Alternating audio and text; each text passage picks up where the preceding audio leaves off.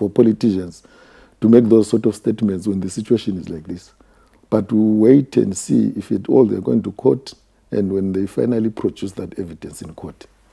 One of the things that also stands out is the fact that there was no deployment of agents at polling stations. Yes, we understand there were polling stations where some political parties, including the CCC, failed to deploy polling agents. What are the implications? Is that a gap that could probably cause rigging to take place? I think so far, if you go back to the earlier court cases by CCC about the Bulawayo 12 that were disqualified, I think you remember ZEC itself stood in their corner. So I think if ZEC is going to be cited and ZEC comes to court and... It has a record. Yes, they've got all the records. So if they say these are the records, the court will have to work by those records that are produced by ZEC and by agents. And these have to be authentic records of the election. But like I said, you may never know with politicians. When they say, we have got the records, we've got the evidence, you don't know what that means until they get to court. If Advocate Nelson Chamisa rejects the election, which he has already done, what does it mean?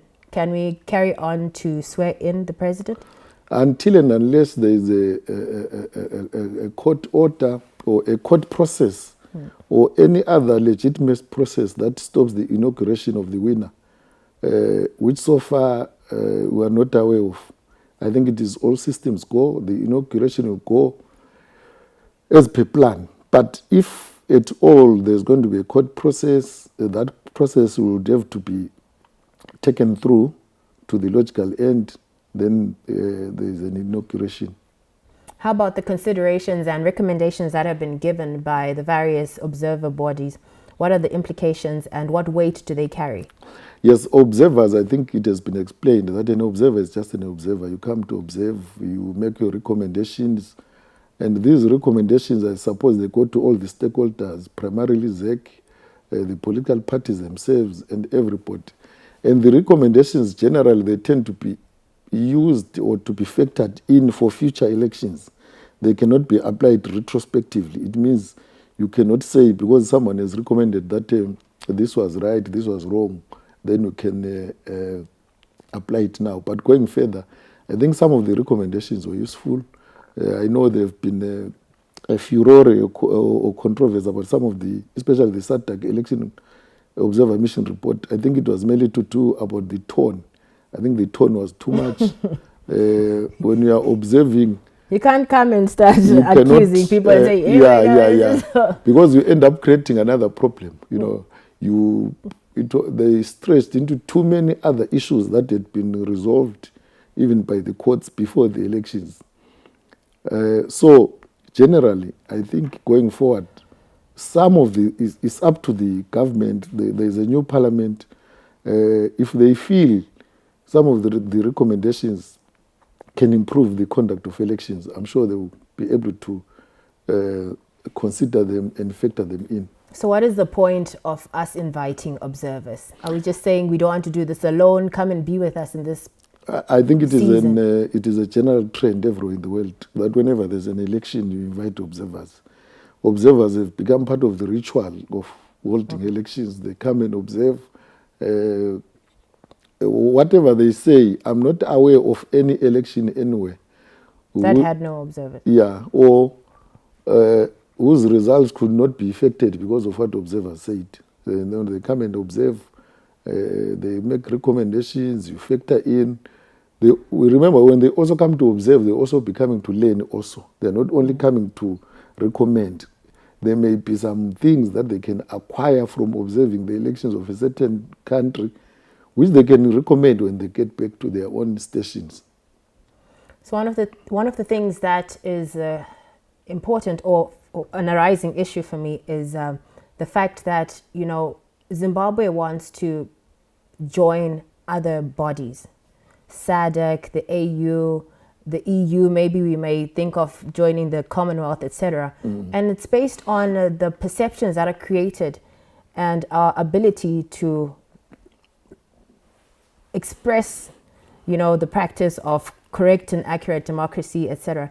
So how does this impact our role in these other bodies? The issue of Zimbabwe has always been contentious, right from 1999, even before the elections issues. You remember, it started from the land reforms, it came to the 2000 elections. It has always been like that. So it is incumbent upon everyone, those that are against Zimbabwe and those that are pro-Zimbabwe, not to accept that some things have come and gone, they've happened. Maybe now is the time to look ahead, to build a mutually beneficial relationship.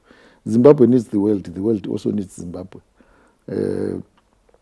I think after the elections, tempers will tone down. When there's an election, there's so much expectation. I think after what happened in Zambia, people are expecting that there will be a Zambia in Zimbabwe, but it has not happened. So naturally, you expect those that have been pushing for change in Zimbabwe to react that way.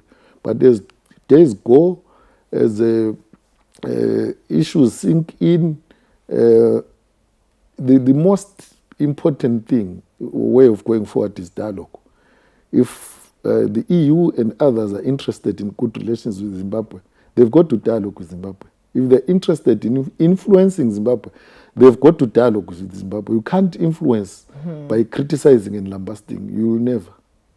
Zimbabwe is clearly a country of interest. Yes. I think when Zimbabwe does something, the entire world, the world stops and watches. Wants to see what's happening in Zimbabwe. Yes. But what is it about Zimbabwe, first of all? And how can we remain Zimbabwean and still engage with the global dynamic?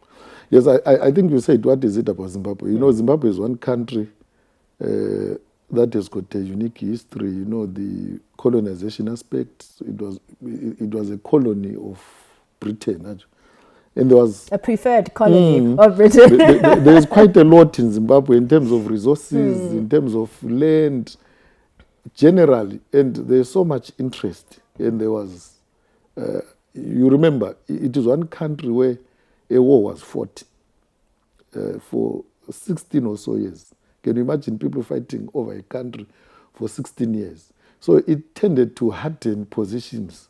And some of the issues remained unresolved, like the land issue. And there was a moment when maybe ZANU-PF thought time was running out. They were almost about to be pushed out of power. And the land reform issue had not been resolved. And the way it was resolved, it created problems. It created a lot of acrimony, a lot of bad relations. So now, that's where we are. And that issue still lingers on. And I'm sure it's being addressed through the compensation for ama farmers. It's being done.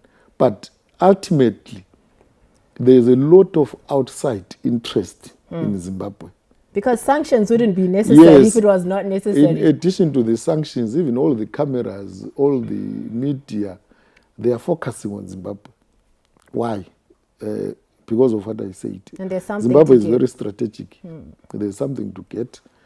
We hope after this election, people will be able to sit down and say, okay, how can we move forward? I think at the end of the day, the country must move forward. We should desist from the mentality that if I cannot be in power myself, Zimbabwe will rather burn. This is the only country that we have. It's actually incumbent upon the leadership of Zimbabwe across the political divide to find each other and find a solution and present one story to the world. What would that one story be? If I gave you the opportunity to sell Zimbabwe and say, we want to engage with the world, what do you feel is the best interest we could serve? Yes, the best way is to ask the world, surely, to allow us to do our things alone. Even if we have an election, fine, observe, yes, but at times you get the impression that there's a lot of outside interest, a lot of outside interference, to the extent now that you see even that the situation might even start affecting relations within SADC member states themselves. Because this issue has been allowed to continue and continue and continue. But maybe for now, it is incumbent upon everyone, all the leaders of Zimbabwe, to sit down. I heard the president say it, Pollard, which is a platform for political actors, is going to continue. Maybe everyone who is interested in resolving the issue of Zimbabwe, the political leadership of Zimbabwe must use that vehicle. Sit down, talk, compromise where they can compromise, accept what we need to accept. Then we find each other and move forward as a country. I think that is necessary. One of the things that is important is for us to understand that, when these big factors are at war one with the other, the biggest consequence lies on the ordinary Zimbabwean. Yes, it is the sanction hits hardest on the person who wants bread on their table. Yes. And yet there's need for that engagement. Yes, certainly we need to engage. They say when bulls fight, it is the grass that suffers. Is suffering. Yeah, it is the people that are suffering. Everybody, every leader who really is a leader right now, they should be thinking about the people instead of thinking about yourself, myself, and what could have been. Maybe come down and find a solution. I think what we need now are solutions. Instead of more problems, more accusations, more fights, and we more... must now build Zimbabwe. Yes, we must now build Zimbabwe. And we must move away from the concept of thinking that if you're in opposition, it actually equates to antagonism. Opposition simply means you are just an alternative. And therefore accountability, checks and balances, and making sure that, And if the alternative that you're offering has not been adopted or chosen, accept it. Contribute what you can. Let the country move forward. I think that's what we need. I think let's move on to the roles that the media will play going forth and how the media can be best used to change Zimbabwe's circumstances. I think one of the things that we have experienced from the onset is that we had a transition and then went into National Development Strategy number 1, and we're now anticipating NDS 2. Yes, I think the media has been elevated to some, we are generally referred to as the fourth estate, meaning that we're one of the pillars of governance. So it is up to the media as professionals ourselves to say, okay, what role do you want to play? Do you want to play a positive or negative role? But my appeal is that maybe we need to continue playing the positive role, because the more we concentrate on the sensational, the more we concentrate on the controversial, it creates that sort of mood in the country. And it validates. Yes, it validates. So what we need to do is to be objective, stick to the facts. What are the facts here? When a politician says I've been rigged, why can't we ask him to explain what does he mean by rigging? Is he being rigged where he lost? Like maybe in the presidential, where we won in the House of Assembly. It's okay for you he was not because rigged. It's on your side. The media needs to be more critical, to hold everyone to account, to explain what they mean, to be able to prove and disapprove things. Otherwise, if we just limit ourselves and become partisan and say, okay, so long as this one saying it, I'm just going to run it as it is. So the media must really introspect. We need to look at ourselves as a serious institution in the governance of the country, and not just be, repeating what everybody says without interrogating. What do you think can be done to reinvent the media, given the fact that, there's so many people purporting to be journalists, there's so many people that have actually started feeding Zimbabweans with information, and there's a lot of citizen journalism that is going on. But then this affects the ethos by which, journalistic standards.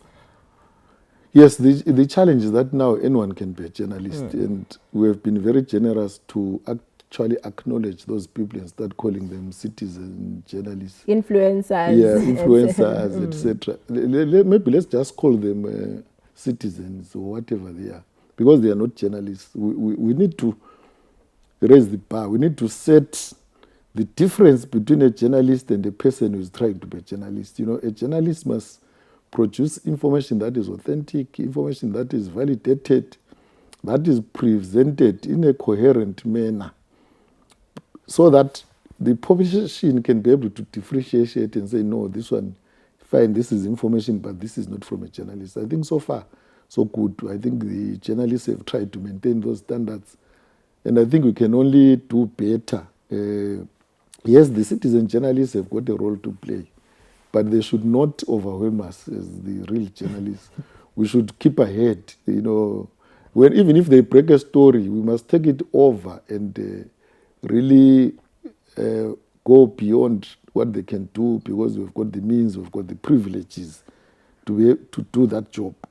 So in the meantime, yes, the media is doing fine, but there's still room for improvement. I like how you said, do not overwhelm us, please. Do not overwhelm us and allow us to do our jobs. It gives us the opportunity to actually tell the correct stories and verify various things. I think these are some of the things that are very key. Your last words, Metu, as a political analyst, as a journalist, and a Zimbabwean, most importantly. Yes, I think the elections have come and gone. They will come in 2028. And there's no need for anyone to remain in the election mood from now to 2028. Maybe people need to come to terms with reality, accept the situation that is there, and maybe to the political leadership, maybe to also work towards a positive resolution of the issues in Zimbabwe. Like we said, I think the people have suffered enough, at times unnecessarily, and to the international community, you know, they really need. I think I was a journalist in '99 when the word regime change was first used by the Americans, when they said they were working with civil society and the journalists in Zimbabwe to effect regime change. You know, and it has not happened. Not because of anyone or anything, but because of what we've just seen, the elections. And they haven't engaged completely. So maybe people should just accept that this is what the people of Zimbabwe want and work with them in that spirit. And I think it also does not silence the voice of the opposition, but it allows us to not negate our obligation as Zimbabweans. Yes, the opposition will always be there. They've got a role to play. They've been elected into parliament. These things that they're complaining about, the laws and what, they've got an opportunity now that they are in parliament to lobby and change these laws and make sure when we get to the next election, the so-called reforms or the reforms that they so desire have been effected. I think let me just ask another question. Yes. And what do you think is the role of these other opposition parties? Is there something like an unhealthy opposition, because we've got many, but are they all relevant?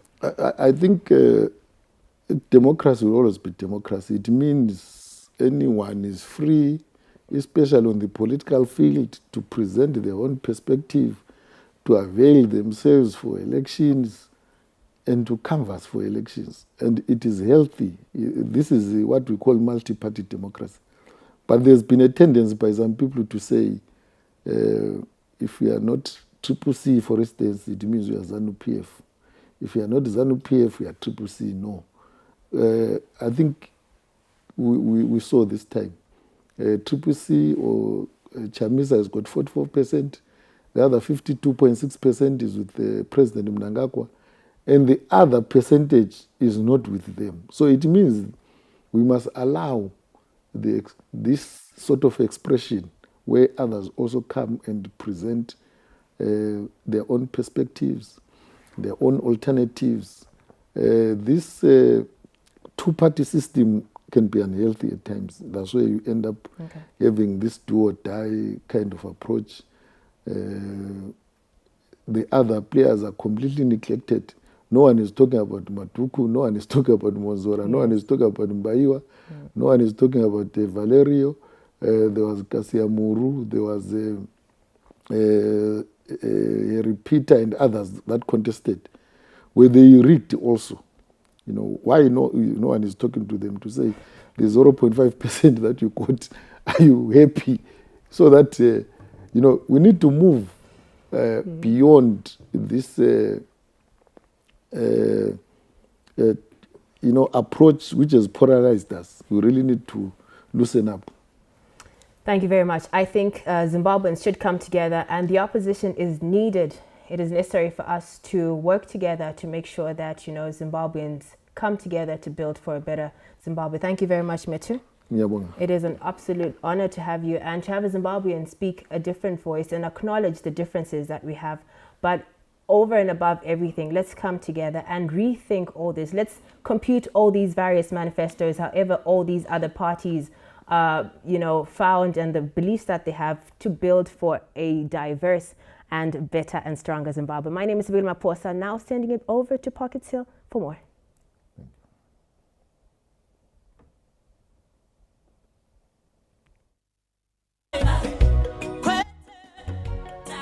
2023, Zimbabwe decides. ZBC Current Affairs, leading the conversation on local, regional and international news. We bring you the stories that shape the nation and the world, be it social trends, economic and political developments, State of the Nation addresses, independence celebrations, Heroes and Defense Forces Day commemorations, and other national events. We bring them to you as they happen. With an array of informative programming, we bring you face-to-face with the decision makers as we unpack complex issues, giving you a